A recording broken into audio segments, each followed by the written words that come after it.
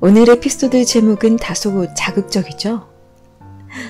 스캔들이라는 말도 그렇거니와 세 남녀의 비극적 사랑을 그렸던 헤어화가 실화라는 문구도 그렇고요. 오늘 방송은 이 타이틀에 모든 것이 담겨 있습니다. 결론부터 말씀드리자면 헤어화는 실화에서 모티브를 딴 게 맞고요. 그 속에는 실존 인물들 간의 엇갈린 러브 스캔들이 각색되어 담겨 있습니다. 이 주인공들이 누군지 굉장히 궁금하시죠? 정답은 지난 시간 방송됐던 잠 오는 라디오 그녀 목소리에서 찾을 수 있는데요. 심야 북카페를 빠짐없이 한 땀 한 땀 들으셨던 분들은 그녀 목소리 작품이 뭐였는지 기억하실 텐데요. 네, 맞습니다.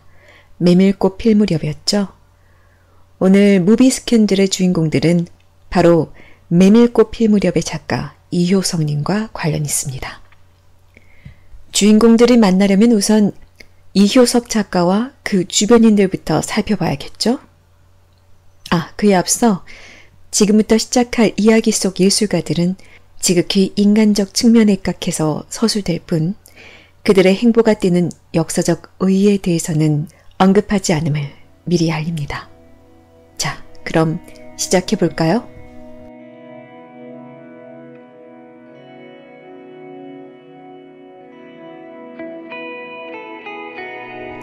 이효석은 소설을 배반한 소설가다. 이는 무녀들 작가 김동리가 이효석 작가를 일컬은 말인데요. 악플이라고요? 아니요, 이건 최고의 선풀입니다. 바로 이효석 작가의 작품들이 한편의 시처럼 아름다운 데 빗댄 표현이기 때문이죠. 구성이나 서사에 의존하던 당시 소설들과는 달리 향토성이 짙은 어휘들로 암시, 상징, 복선을 넘나드는 그의 필력이 시인의 언어에 비견할 만하다는 데서 비롯된 최상급의 찬사였습니다. 김동리, 황순원 선생이 그의 영향을 받아 서정소설의 계보를 이은 작가들이죠. 하지만 이효석의 초기 작품은 순수문학과 전혀 달랐습니다. 경향소설, 그러니까 독자들을 자신의 세계관으로 이끄는 목적성의 소설을 썼는데요.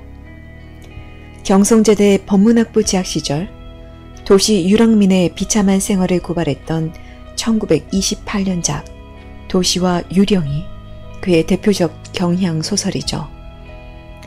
이 소설로 그도 한때 민중의 비참함을 고발하고 일제 포갑을 비판하는 동반자 작가 대열에 들었었는데요. 그 시절 젊은 이효석이 시대적 고민을 공유했던 소울메이트가 있었으니 그가 바로 소설가 유진로였습니다. 경성고등 보통학교에서부터 경성제대 법문학부에 이르기까지 늘 함께 공부했던 두 사람은 문학에 대한 남다른 열정 또한 공유했는데요.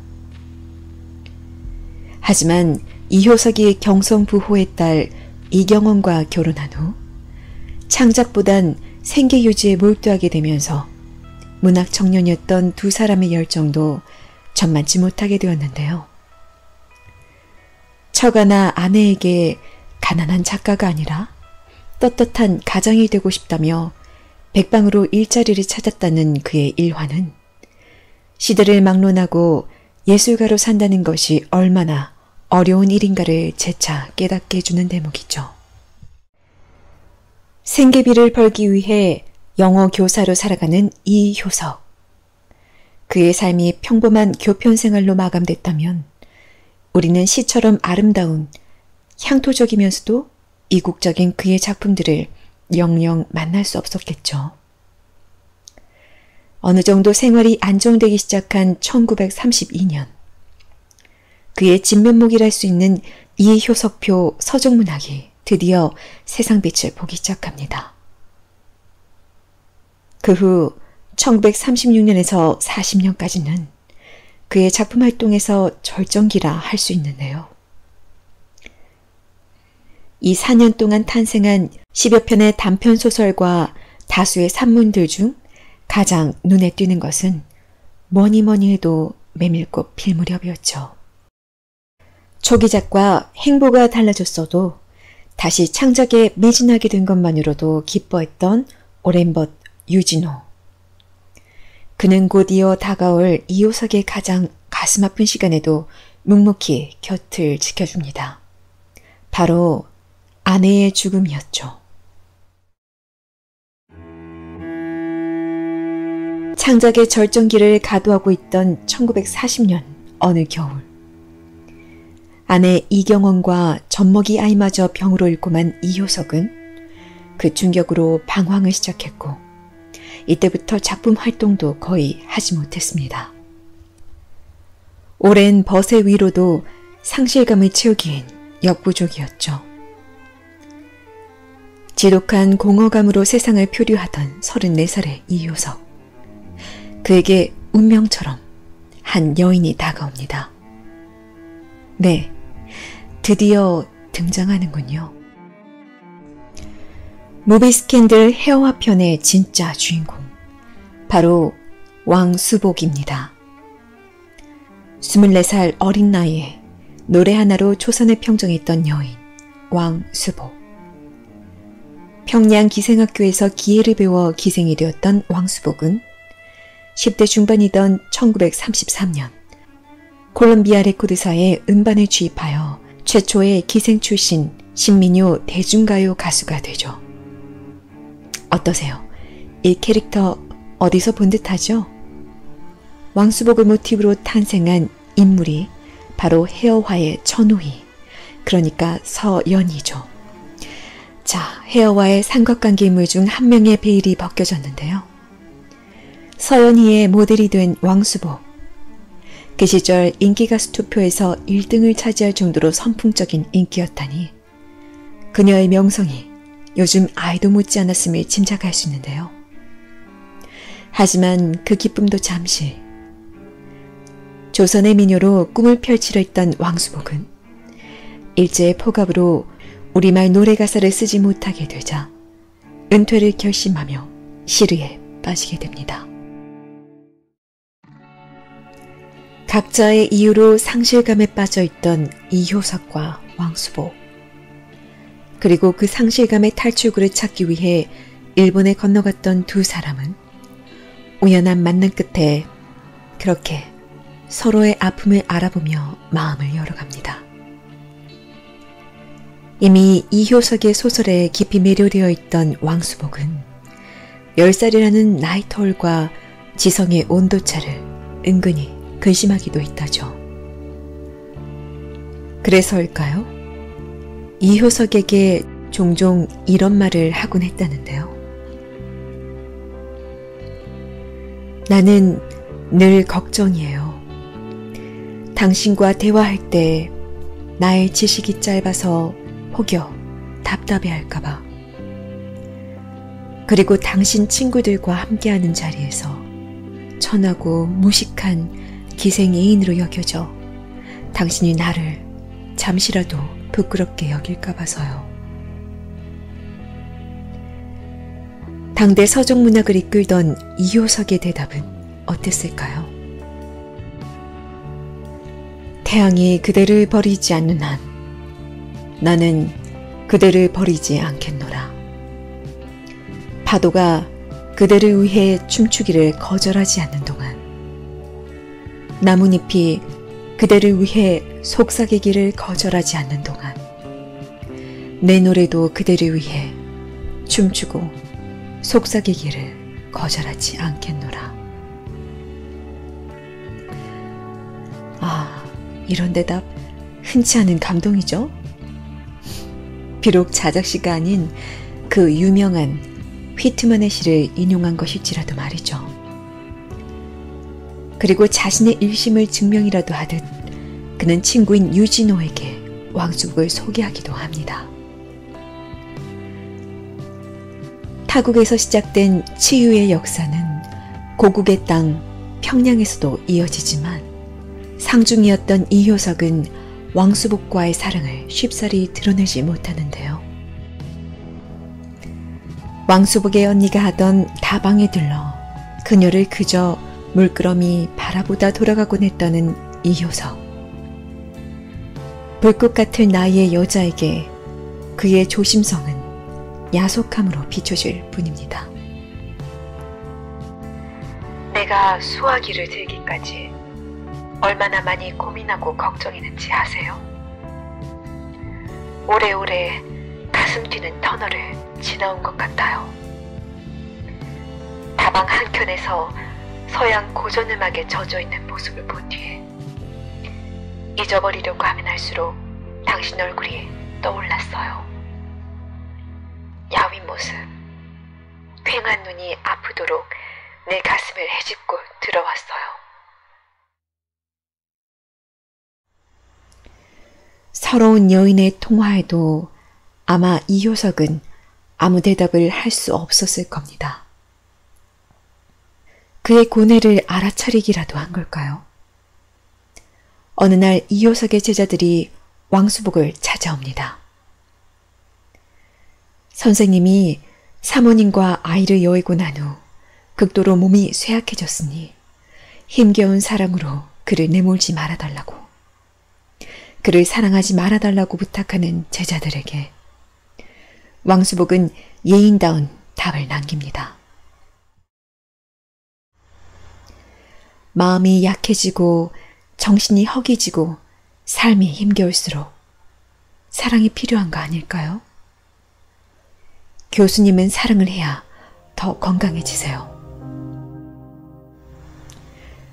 하지만 얼마지 않아 그녀의 확신은 무너지고 맙니다. 1942년 뇌막염으로 병석에 누운 지 20일 만에 이효석은 세상을 떠나고 말죠. 아련한 사랑으로 마음 졸인 지 2년 만에 일어난 갑작스러운 죽음. 그의 임종을 지키던 왕수복은 이런 마지막 말을 남겼다고 합니다. 나는 오래전부터 소설가 남편을 만나 소설처럼 결혼 생활을 해보는 것이 소원이었죠.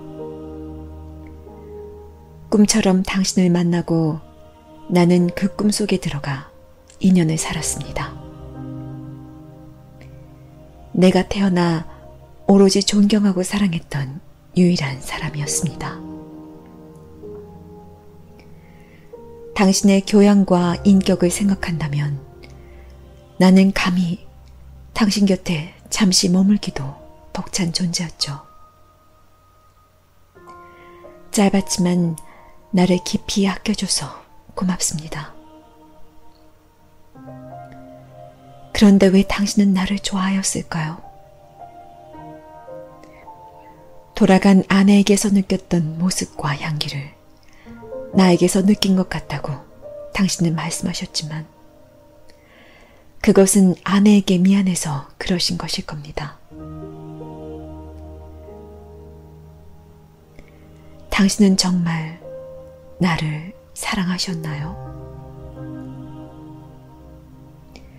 아내가 아닌 여인 왕수복으로 나를 예뻐했나요?